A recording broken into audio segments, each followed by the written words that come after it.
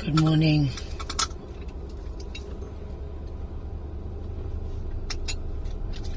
So yesterday, I could only manage one post on my page because I'm on location filming.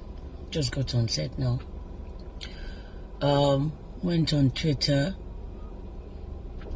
to complain about the traffic coming to this end, because for me, once you pass Aja, you're out of Lagos. Okay, and I tweeted that, and then I was seeing all sorts of, stuff, but I wasn't too sure what was going on. I carried on with my work and then got back on there, because Twitter is where most of you have run away from. I know they can be very verbose and vociferous in their communication, but that is where I get information real time.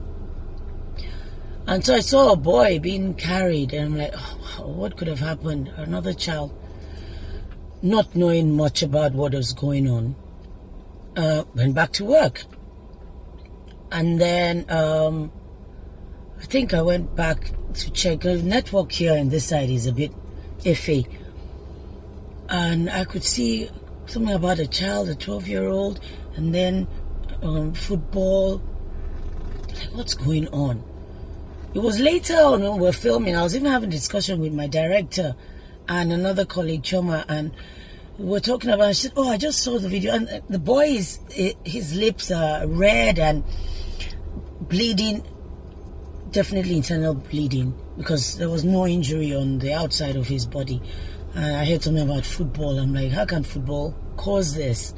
And the director was even having a very serious discussion, like, what's the punishment for this crime? I'm like, if there are children involved, they must be sent to juvenile detention or something, or the parents, definitely the parents. And then I finally got home so late, checked on Twitter again. That's when I found that there was a Facebook interview of the father of Sylvester online, and I watched everything with his two sisters by the side of the father. And how, the school said it was football, and that is just come and take him home. A nurse called the parents, and all of that. And in all of that, I want to just ask all of you who feel you have the right to tag me and throw insults, that you cannot be selective in your callouts. Your outrage is so hypocritical and insipid. Okay? What are you calling me out for? A few years ago, when a school teacher raped a 2-year-old girl in Chrisland School, I posted the picture. After asking questions and getting the right information from Mirabel Center, the guy threatened to sue me, and I had to speak to Dr. Chidi Odinkalu to find out my options. And he said, oh, don't worry about anything. You people just foam at the mouth, calling names. For what? You choose when and when not to speak out. I choose to speak out every time.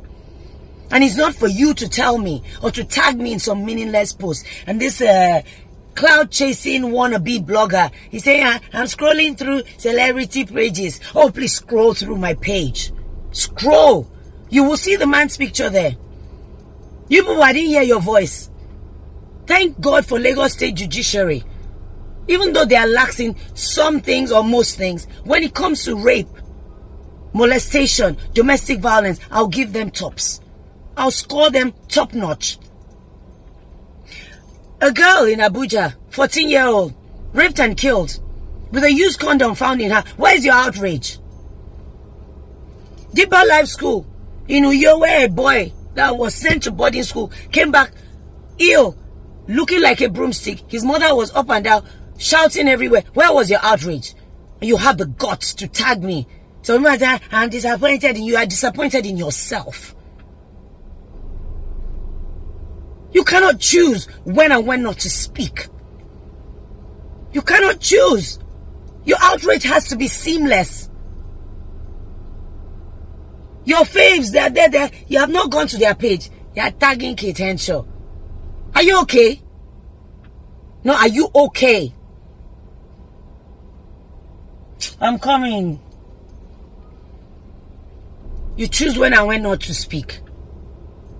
Because it suits you. That teacher from Christian school is now in jail. Scroll through my page, go years back, you will see his picture there. You're fake, up and down. You demand better of leaders. You demand better of school authorities. And I think the school was a bit hasty to say it was football. Yes, maybe the boy said football because he was afraid of what was said to him, that if he tells the truth, something will happen to him. So we have to keep pressing and pressing, especially when you see those kind of injuries. And you're tagging me. Today he would have been 12. If we have structures in place, systems at work, laws that bite, we won't have to be shouting at every single thing. It was adults before, now it's children that are at stake. Parents, I don't know how you are bringing up your children. Some of you know the parents of these boys who committed this atrocity, who killed this young boy. Some of you know them. Some of you wine and dine with them. The rumor now is that, oh, one is out of the country. Somehow they've escaped. The school knows the parents. And the parents of other children in that school, what are people doing? Then I found out that the school has disabled comments. What are you disabling comments for? Something has happened. People are concerned. You are disabling comments on your page. When it's time to elect leaders who have gumption, who have guts, policy makers, because all these things dovetail into, it just, everything follows. Everything follows. Comes like a pack of cards that has fallen. When you don't elect the right people to do the right thing. Laws, policy makers, because all this thing is from there. And you're tagging me. There must be justice for every child who has died in whatever situation. They've been sent to school and they come back dead. Millions of money spent on tuition. I went to boarding school. I don't think there was killing then.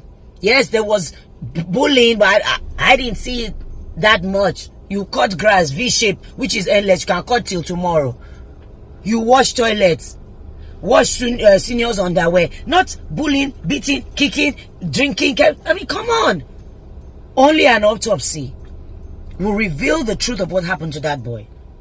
Only consistent call-outs, consistent election of the right people in the right places that will take care of all of us, not just some of us.